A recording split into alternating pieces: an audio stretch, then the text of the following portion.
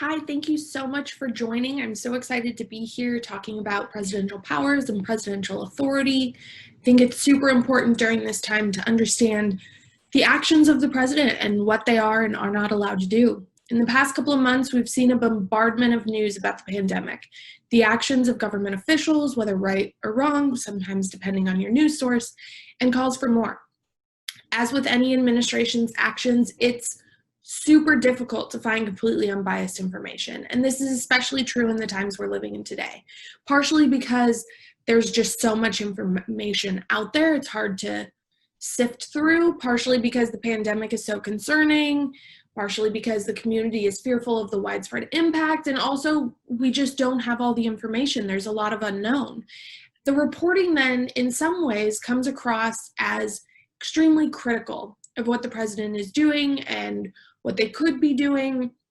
And I've seen this push on social media lately, copy and paste or a share, about bringing the community together and coming together as a community and supporting the administration and not at all being critical. And I disagree with this, not the idea of the community coming together. I'm 100% behind that, wear your masks, but I disagree with the idea that we shouldn't be critical. In the end, this is a time to be critical of the administration and government at all levels, not just our elected officials, but also the structure itself. Do we like how much power the president has, or do we think they should have more? Do we like how much it's left to the states to decide, or should it be a more formalized federal process? What should they be doing? How could they be responding? So it's about being effectively critical is what I like to refer to it as. And that means be critical during this time, but make sure we're critical of the right things. Whether that is the people in these offices or if it's the government structure itself, to be effectively critical, we have to know what we don't like and who we can talk to about what we don't like. So part of that, and a major part of that, is understanding who has what power. We often praise or blame the president for everything, and this is a function of the founders. They created a presidency with energy in office to lead in a times of crisis like this. They wanted one face for us to look to for leadership. But in doing so, they created a presidency that we look to for everything, even though they gave this president limited powers. So there's a balance that has to occur between this face of the nation and the powers that the office can actually do. And so today I'm here to talk about what is it that the president can do. To understand what the president can do, it's important to understand a couple of government structure pieces from the Constitution. The first important piece is the concept and importance of federalism. The founders created two levels of government to break up the power amongst them. Pre-US Constitution, the states had significant power. Really too significant, it was determined, because the federal government was left with little ability to rule the nation consistently, or really at all. They did not have a national currency. They did not have a national armed forces during a Revolutionary War. They did not have a court system. They didn't have an executive at the federal level. They were not able to collect money unless the states were to voluntarily pay off their debts. I don't know about you, but that's probably not happening if it's voluntary. So out goes the Articles of Confederation, and in comes the Constitution. The sole powers within the states just wasn't working. So they create this US Constitution and they create federalism. And within this structure, we get an executive and judicial branch at the federal level. And each of these branches and each of these specified levels, the state and the federal, are given specific powers. These are express powers for the federal government. They're written out explicitly in the Constitution, and they limit the ability of the federal government to act in any way it wants to, because only what's expressed and then what the Supreme Court has said is implied as a power of the federal government is actually a power of the federal government. Outside of these powers, the 10th Amendment tells us that if we didn't give it to the federal government, we didn't say the states couldn't have it, then the states get this power. So anything left unsaid, essentially, any powers left unsaid, are powers of the states. And one of the main types of powers left unsaid and left to the states are known as police powers. This doesn't just mean law enforcement. This doesn't just mean police. Police powers refer to health, safety, morals, and welfare of the people within the state. In a pandemic, these are pretty large powers. Health and safety, big deal during the pandemic. So the fact that police powers are left to the states should maybe indicate to you here, most of the power relies within the states when it comes to handling what's currently going on. And there's another complicating layer there because states have then created a level of government under them, local governments, city, county, township, something else depending on where you are. So these police powers that are left to the states are also sometimes shared or have been totally given to local governments. And that complicates figuring out who's in charge of what and who can do what. So federalism is our first important piece. The second important piece from the Constitution is the separation of powers. Each branch is provided the ability to do certain things and prohibited from doing others. Congress has the power to make law. The executive president has the power to enforce them, and the courts have the power to interpret them. This is the separation of their predetermined authorities. And if they step outside these predetermined authorities, this separation of powers, questions can arise, and checks and balances also come into play once you have exercised your predetermined authority. A check and a balance is there to assess, slow, and potentially even stop the actions of the other branches. For example, Congress passes a law, but it's up to the president to sign or veto. So the president could pass it through, or the president could stop the actions of Congress. This is a check and balance within the system to ensure that no single branch gets too much power. These three concepts then are extremely important. Federalism, because you have to share it with the states. Separation of powers, because there's only certain things that the president can do in general. And checks and balances, because even when the president does things, there's other branches there to potentially slow or stop what is coming from the president. So constitutionally, what can the president do? Mostly whatever Congress has given him the power to do, either in the past or the present. It is not a matter of article pandemic and it's explicitly laid out what the president can do in a public health emergency. This doesn't exist. Instead, Congress has passed a number of statutes over time related to pandemics and public health emergencies, and within these, they delegate power to the president. But the president is largely limited in how he can act because of this delegation. It has to be action in accordance with whatever is delegated to them. The courts examine presidential actions outside of these express powers, so the courts examine whatever delegated action the president takes according to a 1952 Supreme Court case called Youngstown Sheet and Tube Company versus Sawyer.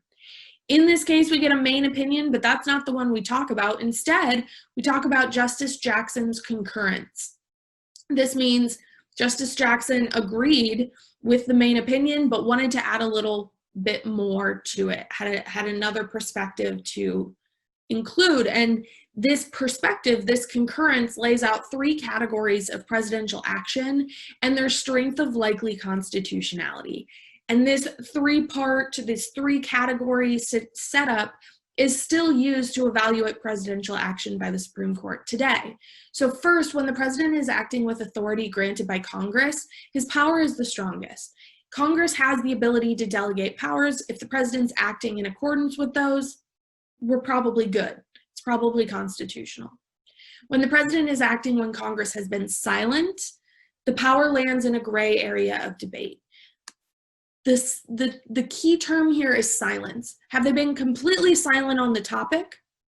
If Congress has been completely silent on the topic, there's more room for the president to work and to justify that action.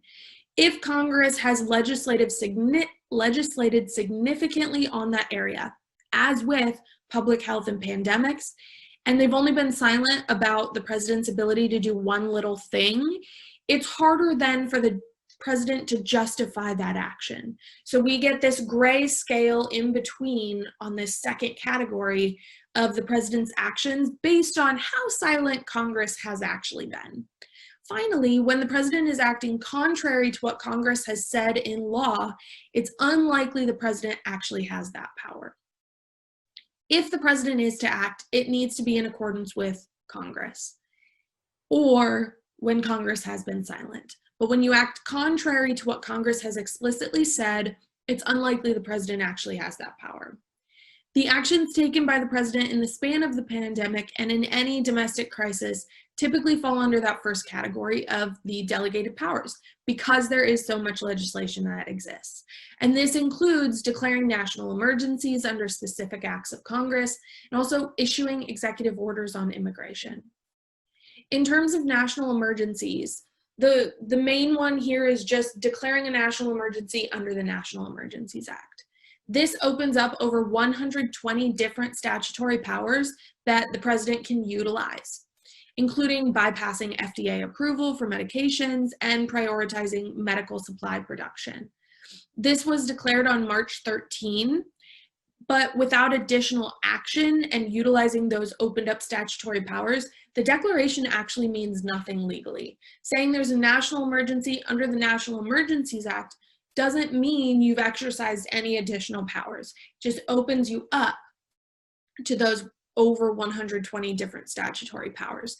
In terms of public health emergencies in the pandemic, there's probably a couple handfuls of things, if that actually apply in this situation from those statutory powers. And some of those, like bypassing FDA approval, prioritizing medical supply production, have been utilized.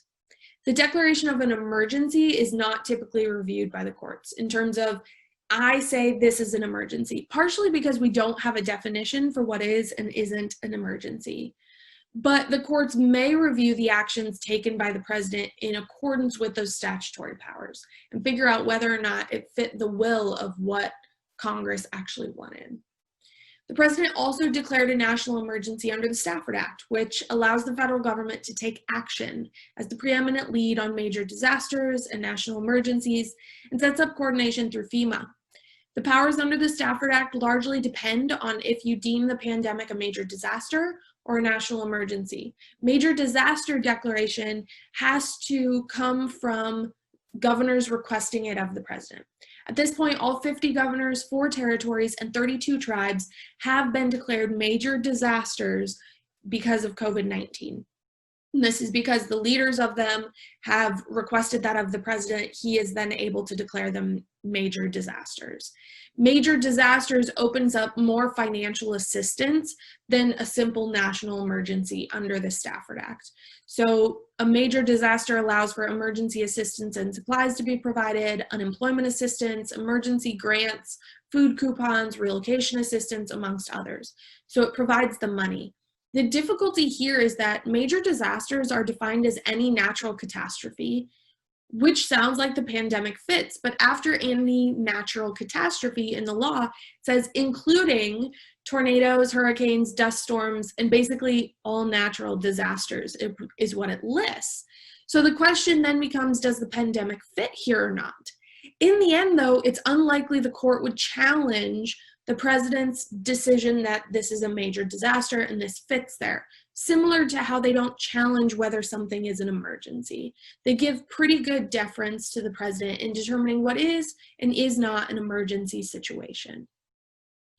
So the second, had it only been declared a national emergency, which it was, but declaring national emergency is something the president can do unilaterally. And so he did this.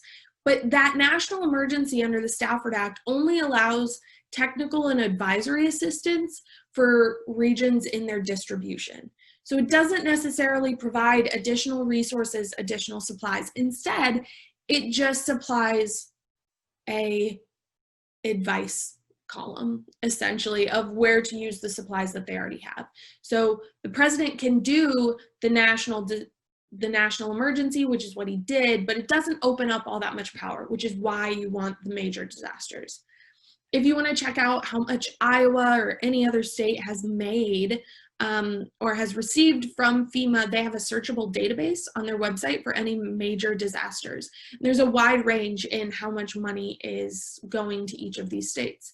Part of that is probably because money is also coming from elsewhere, so keep that in mind. The Defense Production Act, the DPA, was invoked on March 18 by executive order. This requires private companies to prioritize any federal government orders for products over other orders.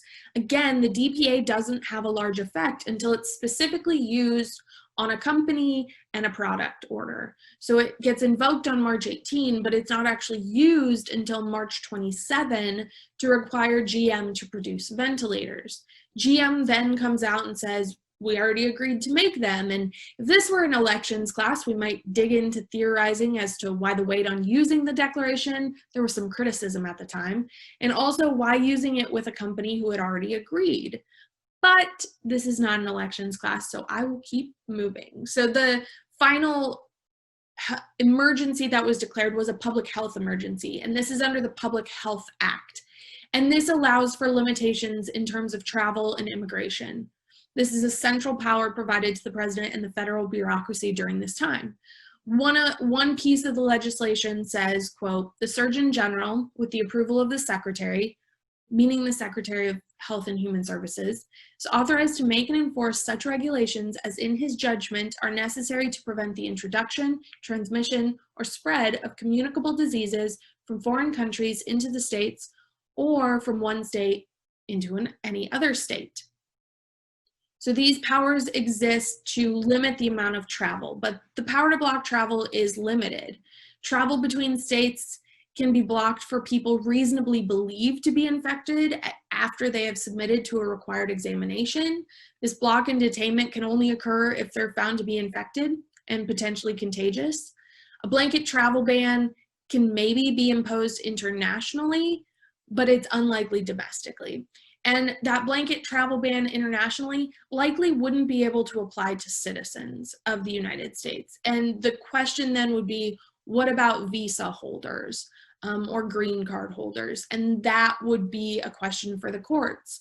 The difficulty here is whether the courts will treat the powers utilized under a pandemic in the way they treat powers utilized during wartime. The courts have historically been more lenient and deferential with presidential authority and the overextension of powers during wartime, but it's hard to say whether they will treat the current circumstances like those experienced during war upheaval.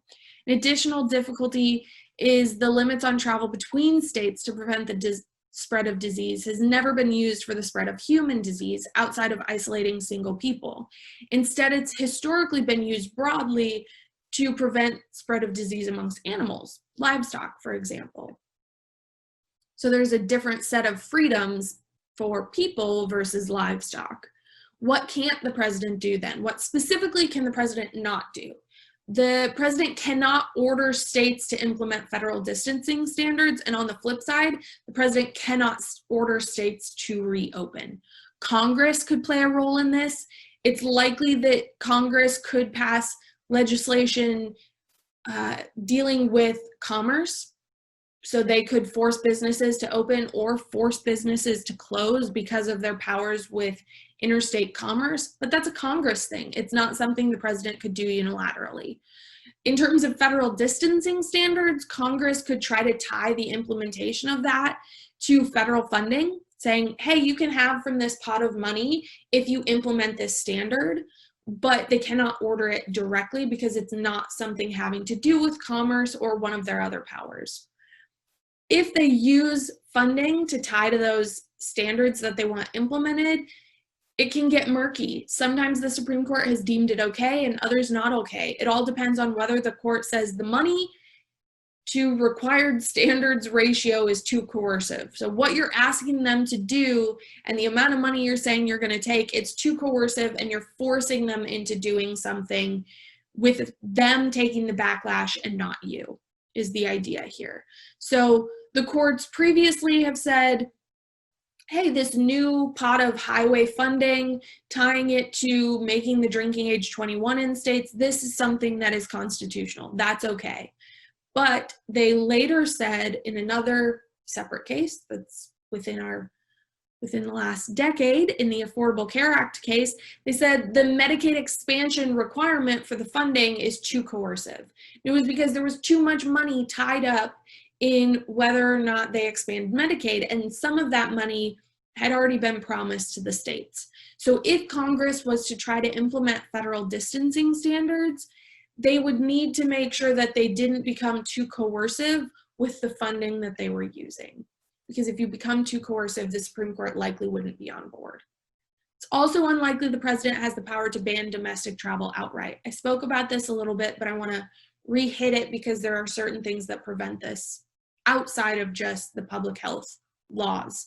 So states maintain those public health powers, those police powers. Simultaneously, Congress has that power to regulate interstate commerce, so they could potentially act on that interstate commerce power. Here, the president plays the role of signing the law, but the president can't do it outright when it's domestic. He can try to use the federal bureaucracy to stop and seize plane, trains, and automobiles to stop the spread of the disease. This is one of the things from the Public Health Act, but how logistically realistic that is probably not. It's not really realistic to say the way that the president can stop domestic travel is by seizing any plane, train, or automobile crossing state lines. And it's simply a matter of there just isn't enough manpower.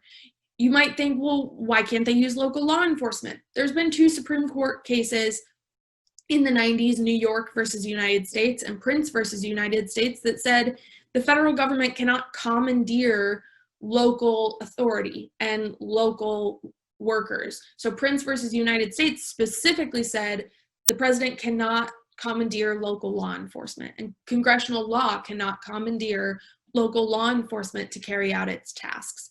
So even if the president wanted to seize all of these vehicles, they couldn't use local law enforcement to do it. You might think, well, what about the military? There's also an act in place that says you can't use the military to enforce domestic law. It's not allowed. There are a list of exceptions for this, and it includes state quarantines, but federal quarantines are not under that list. So it's unlikely the military or local law enforcement could be used to enforce this seizure and to try to prevent domestic travel. That would mean it's really left to federal law enforcement officials, and there's simply not enough of them to block travel amongst the states. So in the end, if they want to block travel, it's likely only going to be those people who are ill or contagious that are quarantined and kept within their states. It's also going to be difficult for Congress to justify limitations on domestic travel because of the freedoms and liberties that do exist within our Constitution. They might be able to justify it under the Commerce Clause and say, here's how it affects commerce.